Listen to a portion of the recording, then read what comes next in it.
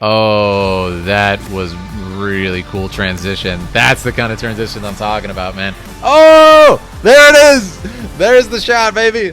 I mean, come on. That is so cool. It's kind of like this pantomime silent movie type of gestures. It's using body language to give off so much personality, right? Without spoken word. And that's really well done. So notice the massive distortion. This in his leg here. Look how long his leg. Incredibly wide angle lens. I would estimate somewhere in maybe even the 10 millimeter range. You get that awesome stretched. They've actually elected for a lower frame rate to give it this very like kind of gritty, painterly look. You guys, is this guy from League of Legends, or is he from this new world? It's almost like, you know that feeling when you're a kid and you're underneath like a fort that you made out of blankets, and then you lift up the. Flushed again. Flush me, daddy. Shit. Hello, my name is Philip. I'm a filmmaker, and today we're going to be reacting to Breathe, official launch video, Legends of Runeterra, League of Legends, analyzing the cinematic language. I've heard a ton about this. You guys have been recommending it in the comments. I know you guys, I've starved you guys a little bit on the League front. I do apologize. You guys know I'm a huge Final Fantasy fan. It's my favorite franchise. So when there's like new information about the Yuffie episode and everything, I have to cover that. I love it so much. If you guys have been enjoying my Final Fantasy analysis, cinematic breakdowns, League of Legends, Nier, you name it, Resident Evil 8, please make sure to subscribe. We're going on 10,000 subscribers. I think we're almost at 8K right now, so make sure to drop a like. Let's make it 10K. Also, if you guys haven't seen my Shaolin Temple documentary over on my main channel, that is probably my best work. Make sure to check that out. I put my soul into that project, and it's doing really well. It's been received really well. It's got 1.3 million views on Facebook, which is really exciting. Guys, let me know in the comments, who is your favorite character in League of Legends? Is this the same characters from League? Is this a totally new world? Let's hop into it. Drop by Twitch if you want to chat live. So here we are. Okay, kind of cool. Looks like ink in water. Could be a human eye. That was cool. Reflection of the moon. Very interesting style. Not what I expected here. Oh, wow. Okay, so this is what I talk about in games. They've actually elected for a lower frame rate to give it this very like kind of gritty, painterly look, almost like calligraphy, which I love. A lot of cool style mixes here. You have the individual follicles of hair up close, but it has this rough, painterly look as a whole, almost like that Street Fighter look with the calligraphy. You know what I mean? The ink and the paint. Oh man, the cape, that was really cool. Did you guys catch that? The cape was like really long, like a brush stroke. A lot of different stylistic choices here. I'm loving. Did you see that? There was like one frame. I gotta go back. I'm sorry. One frame where he becomes like a sketch without color, and then he explodes. I mean, come on. That's really cool. Again, it kind of looks like a comic, like a manga. Very interesting choice there. I love that. Oh, okay. And you know I love talking about focal lengths. So right here, notice the massive distortion. This in his leg here. Look how long his leg. It looks like 40 feet long. It's because they're using an incredibly wide angle lens. I would estimate somewhere in maybe even the 10 millimeter range, 15 millimeter range to get that awesome stretched effect. Now what happens here throughout this shot is I think they actually changed the focal length if we go frame by frame here. This is really cool. We actually have this kind of like camera move up around his body. Now this has changed focal length. Notice we don't have as much stretch in his arm here. So this is more akin to like a 50 millimeter lens, which is what the human eye sees. And then we're actually going to stretch back out as he swings. So that's a crazy shot. That is so hard to do with a real camera. It would take like the most expert camera operator ever. Is it possible? Yes. But my God, that'd have to be like a freaking whiz kid camera operator. Berserk vibes. All right, so let's continue on. I was trying not to pause so much, but that was a whole lot of action going on there. I love what I see so far. The style is such a cool coloration. It makes the red. I want you to look at the red of his eyes and the red of his cape, right? Like opposed, but the same theme. Very cool. I love how he just shoulder charged his weapon and broke it, by the way.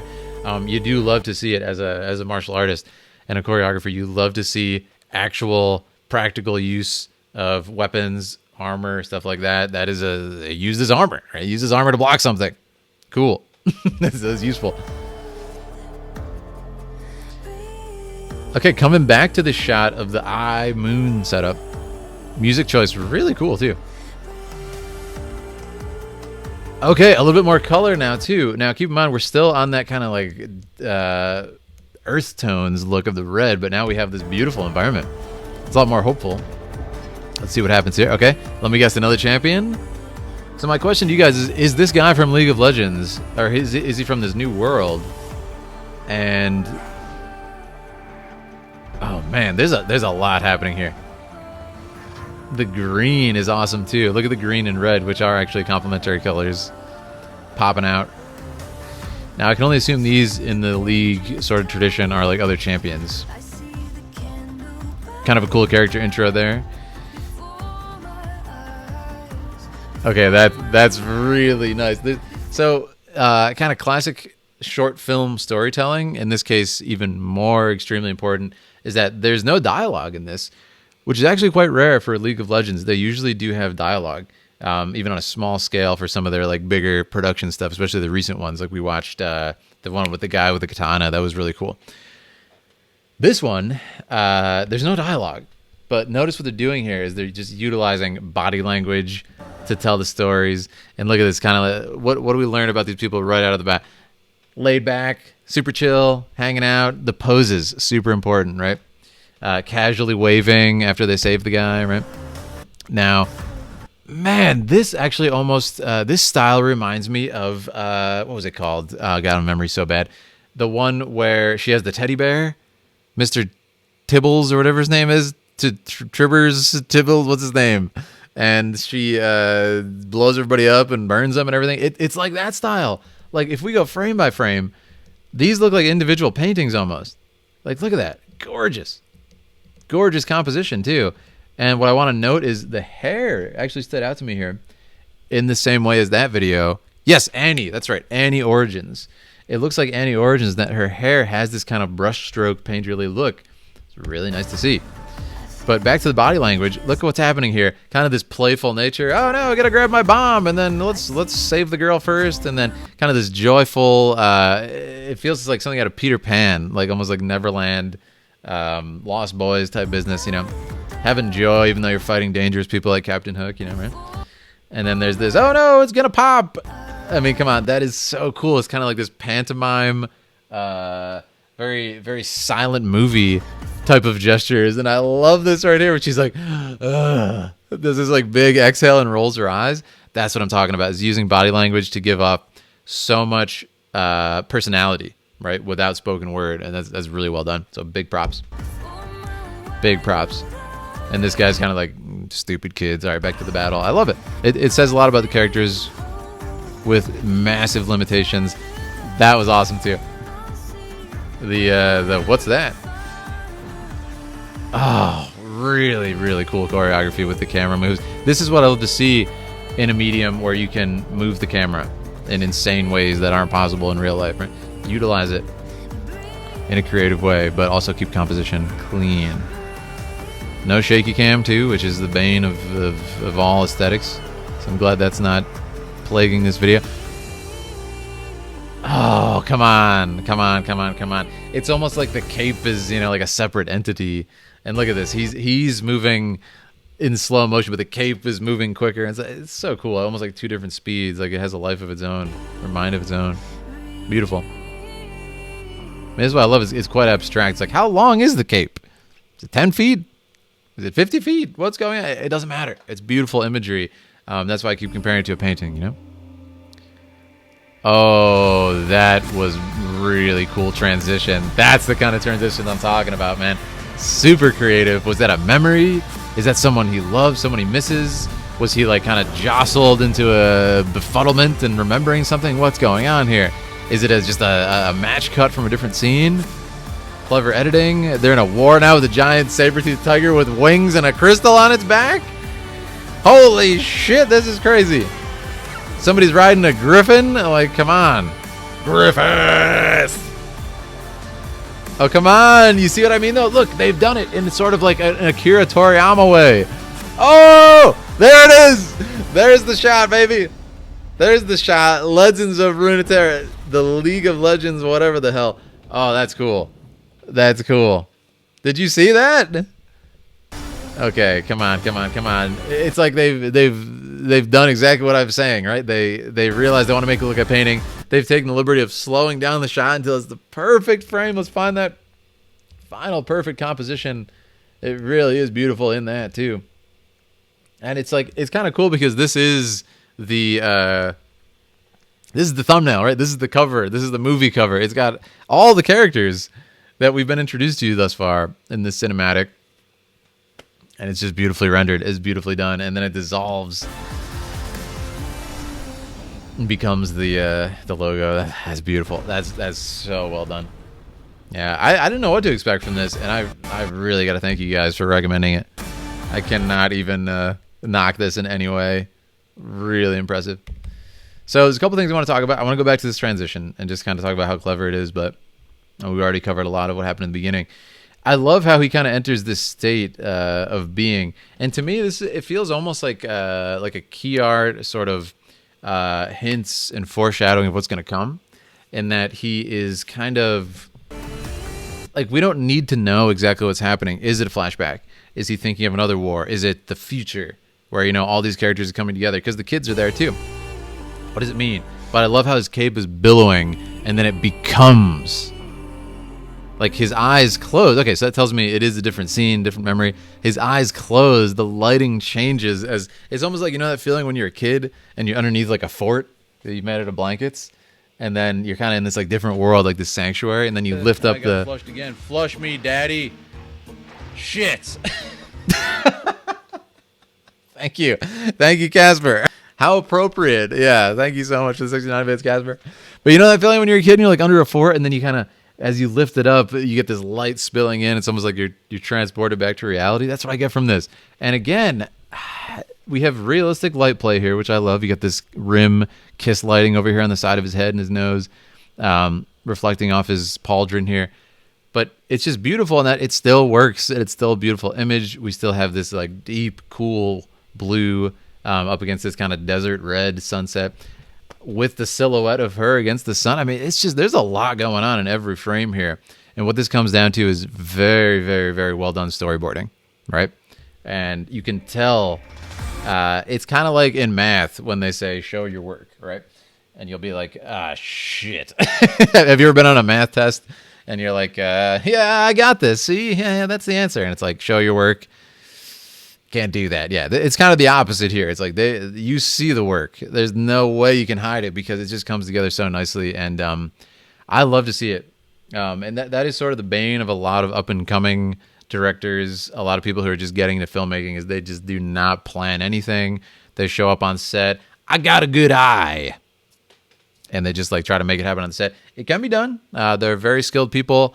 I am in my documentary sort of shooting that I do. Like, you have to do that. There's no other solution. But obviously it's not as good as if you sat down and did storyboarding, right? So there are a lot of strengths and weaknesses to both approach. Here they certainly planned it out. And it's working very well for them. But I mean, come on, this finale, man. This light, like summoning a beast almost. So cool, man. This is, of course, the enemy from the beginning. But I love how they bring the characters all together, man. I mean, and again, if we go back and look at this image, it is, I think the reason it is evocative of like a manga or anime is like there is one keyframe in every single one of these shots that is so cool and is so on point, right? And like, that's it for this shot, right? And then when the camera cuts, it's going to be a different one at the ending. You can tell they storyboarded this with the perfectly framed horses and soldiers on either side of her, with the silhouette, the sword piercing right through the middle of the sunset, the dust, you know, reflecting and obscuring. It's just absolutely beautiful. And you have this, what this is called, diffused light coming through the dust. So it gives this kind of like very obscured, soft light as opposed to the sun in the background. It's just freaking beautiful. Is what it is. You get our shadows filtering through the diffused light and everything. It's just absolutely glorious. So this is what planning does. But so the reason I reference manga in that way is because, the same thing with manga. When they animate in an anime, they take the manga panel and then they go, okay, so we have to like make the guy move and then go into the manga frame, and then okay, like move his mouth now because it's an animated manga. So it's kind of the same way here. You can see the storyboards coming to life, and that's what's awesome about this. And then they're like, okay, here's the picture. Well, those horses are moving, so let's have them gallop, right? But you can tell they're like replacing each frame. In that case, there was like probably 3 to 5 frames in that animation, as we would say, that we counted up here. All right, it's kind of like where's our big keyframe? It is right there. Boom, there it is. There's our frames. It's like, oh, that's it. 1, 2, 3, 4, 5, 6. So there's about 6 frames in between, like this beautiful composition coming back as they like just continuously come through. It's awesome. Yeah, very Lord of the Rings. Very Lord of the Rings. Oh, I love that. Yeah, again, body language, personality.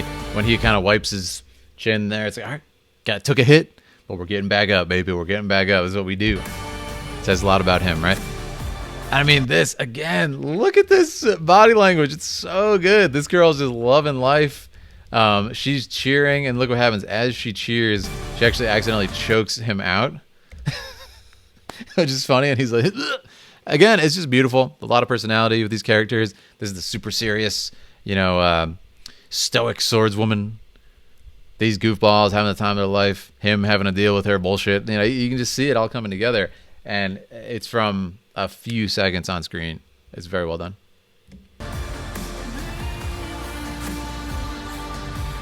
It's awesome, man. Yes, and there it is, right? And there's the final thing. It's just what a beautiful ending. Victorious shot. And that's kind of what you have to ask yourself, what's the purpose of these little short films they do? For this is to set up the conflict that is going to drive the gameplay in this cool game that's going to come out, right? So you can sit down, you can enjoy it, and all it kind of does is it sets the stage, it sets the aesthetic, sets the tone for it, kind of get these vibes of like, yeah, we're going to be facing a lot of challenges, but we're going to do it with a smile on our face. We're going to get knocked down, we're going to get up and keep going. And we're going to try and treat it with joy, even though it's a big-ass monster. And this is the fight we got to do. We got to fight. So let's do it with a smile. Lord of the Rings vibe, absolutely. Yeah, I saw Susie Young streams Final Fantasy VII. She's the voice of Yuffie. Trying to contact her to grab an interview. We rated her before. It was a lot of fun, actually. She's got a great community. Great. I give it high marks. This is actually one of the better ones, I think, and they're all very good. But from what I've seen, like, I haven't seen any of these characters in League of Legends unless they have new designs, unless they like look drastically different. So, are these new characters? What do you think about it? Who's your favorite?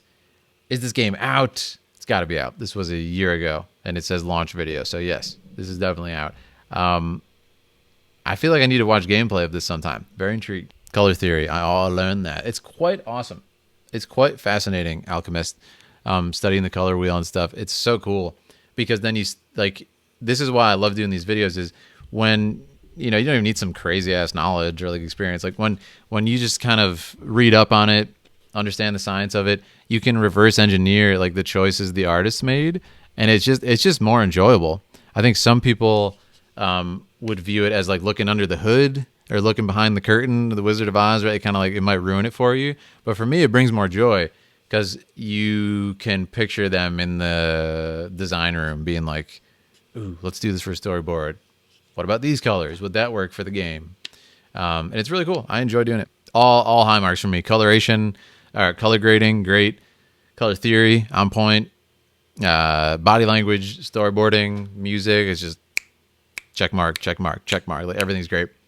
Everything's great. Let me know what you guys think. Who's your favorite character? Have you played this game? Is it like League of Legends, or is it kind of different? Is it a MOBA? Like, what's the deal? But anyways, that's going to be it for this. Thank you guys so much on the YouTube side for watching. I appreciate you. Appreciate the support. We're going to be talking about FF7 with Intergrade coming out. We're going to be breaking that down and checking it out. Thank you guys so much for all that. Make sure to subscribe. Check out my main channel.